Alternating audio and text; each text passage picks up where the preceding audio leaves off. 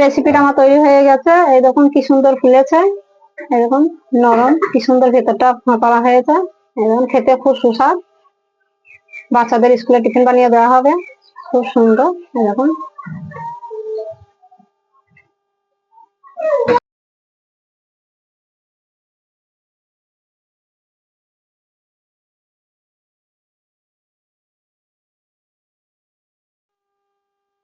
আসসালামু আলাইকুম বন্ধুরা, আজকে আমি চলে এসেছি একটা নতুন রেসিপি নিয়ে। রেসিপিটা হচ্ছে গমের আটা দিয়ে খাস্তা তৈরি। তা দেখুন, প্রথমে আমি দুটো ডিম নিয়েছি। ডিম দুটোকে ভেঙে নেব।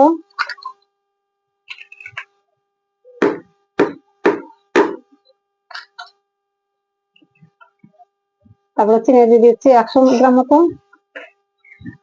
কালো জিরে দিয়ে দিচ্ছি পরিমাণ মতো, খাবার সোডা দিয়ে দিচ্ছি, এলাচের গুঁড়ো দিয়ে দিচ্ছি, লবণ দিয়ে দিচ্ছি পরিমাণ মতো। এর সঙ্গে এটা ভালো করে মিক্স করে নেব।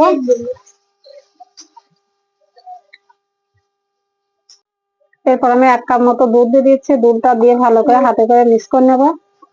চিনিটাকে গুলিয়ে নেব মিক্স করে।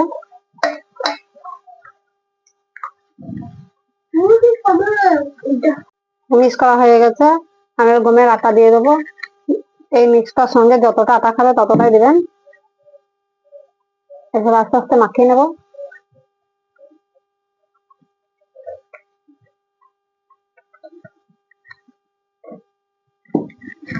এর সঙ্গে 2টি রুল ময়দা দিয়ে দেবো।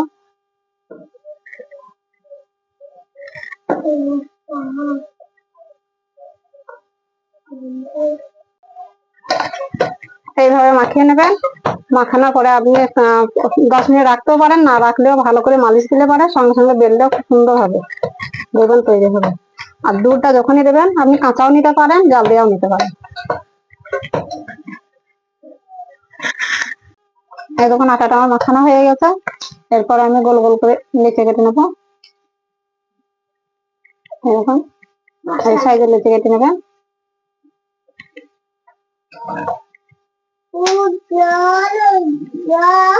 চারটি লেচি হয়েছে। এরপর আমি বেলে নেবো।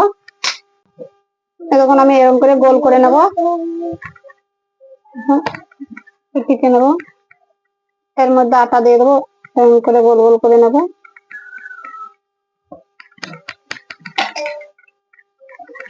এরপর আমি বেলবো।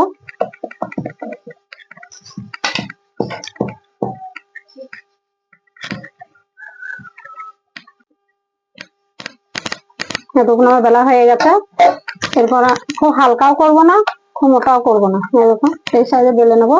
এরপর আমি গ্লাসে করে কেটে নেবো, গোল গোল করে গ্লাস বসে কেটে নিচ্ছে। সবগুলো বেলা হয়ে গেছে। এরপর আমি চুলোতে কড়াই বসিয়ে ভেজে নেবো সবগুলোকে।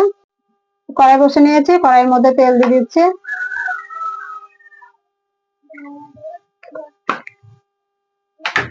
তেল গরম হয়ে গেছে। এরপর আমি এরকম সেঁকে ভেজে নিচ্ছি।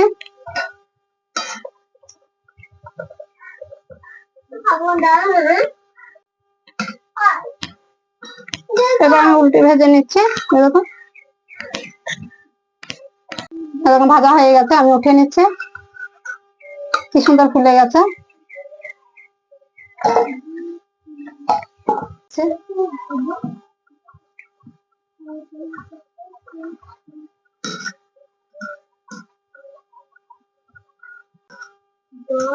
আর একবার তুলে নিচ্ছে। এরকম রেসিপিটা আমার তৈরি হয়ে গেছে। এই দেখুন কি সুন্দর ফুলেছে, এরকম নরম, কি সুন্দর ভেতরটা ফাঁপা হয়েছে। এরকম খেতে খুব সুস্বাদ, বাচ্চাদের স্কুলে টিফিন বানিয়ে দেওয়া হবে, খুব সুন্দর। এরকম ভিডিওটা যদি ভালো লেগে থাকে সাবস্ক্রাইব করে পাশে থাকবেন। দেখা হবে আবার একটা পরের রেসিপি। সুস্থ থাকুন, ভালো থাকুন।